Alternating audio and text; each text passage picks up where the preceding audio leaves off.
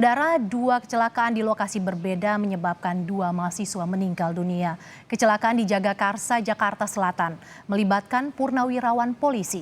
Sementara di Cianjur, Jawa Barat, diduga kasus ini melibatkan keluarga pejabat Polri.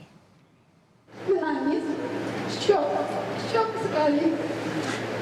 Jadi saya bilang, ya Allah, dari 4 orang, 1 meninggal, 1 yang menurut saya bisa bersandar. Setelah tewas tertabrak oleh kendaraan purnawirawan polisi, Muhammad Hasya Atollah, mahasiswa Universitas Indonesia yang sudah meninggal dunia, justru ditetapkan sebagai tersangka oleh polisi. Pihak keluarga yang merasa janggal akan penetapan tersangka anaknya, meminta proses hukum dilakukan secara transparan. Melalui kuasa hukumnya, keluarga mempertanyakan mengapa korban yang tewas pada 6 Oktober 2022 baru ditetapkan sebagai tersangka 3 bulan kemudian atau pada 6 Januari 2023. Bahkan, penetapan ini baru diketahui keluarga pada 27 Januari 2023.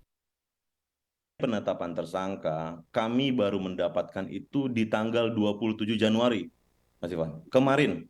Jadi kemarin malam itu ibunya Hasya atau klien kami itu menginformasikan, tolong kami, kenapa? Ternyata di rumahnya ada yang mendatangi dari pihak kepolisian. Ternyata baru diberitahukan adanya penetapan tersangka tersebut. Bisa korban yang meninggal terkena menjadi tersangka. Singkatnya Pak, penetapan tersangka tadi di tanggal 6 Januari, padahal korban meninggal 6 Oktober.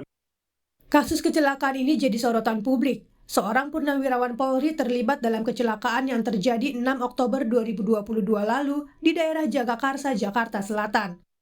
Soal kasus kecelakaan ini, Komisi Kepolisian Nasional menyebut akan terus melakukan pemantauan dan memastikan apakah kasus ini telah melalui SOP yang tepat atau tidak.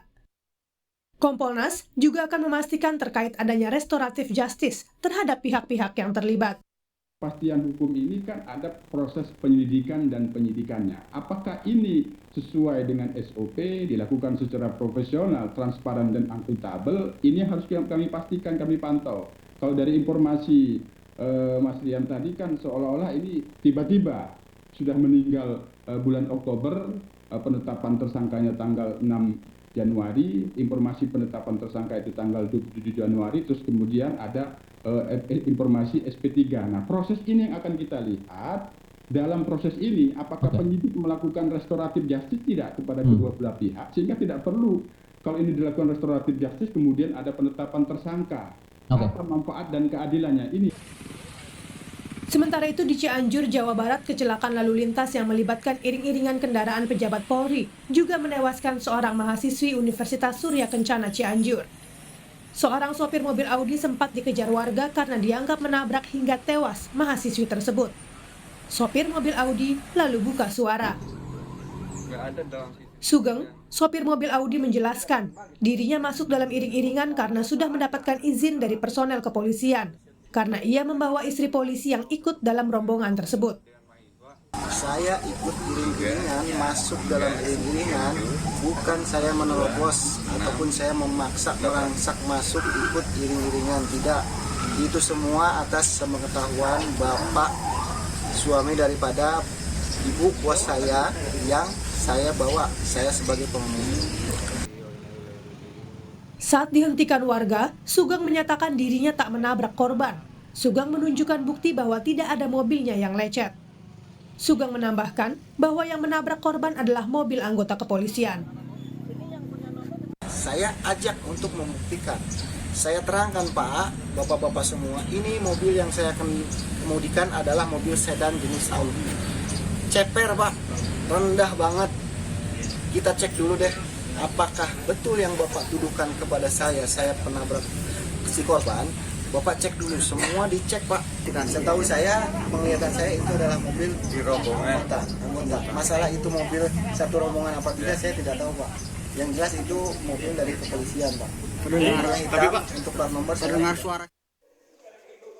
Pada kasus di Cianjur ini, polisi menetapkan sopir mobil Audi sebagai tersangka. Kabid Humas Polda Jawa Barat, Kombes Ibrahim Tompo mengatakan, penetapan tersangka ini karena sudah ditemukan bukti-bukti yang kuat. Akhirnya ditetapkan tersangka atas nama Sugeng Guru Gautama Legiman. Kita berupaya untuk melakukan penangkapan dan ada upaya untuk melarikan diri. Akhirnya kita terbitkan DPO atas yang bersangkutan, di mana ditetapkan yang bersangkutan sebagai tersangka laka lantas. Dalam 2 kasus kecelakaan ini, polisi wajib mengusut tuntas dan tidak ada fakta yang ditutup-tutupi. Tim Liputan, Kompas TV.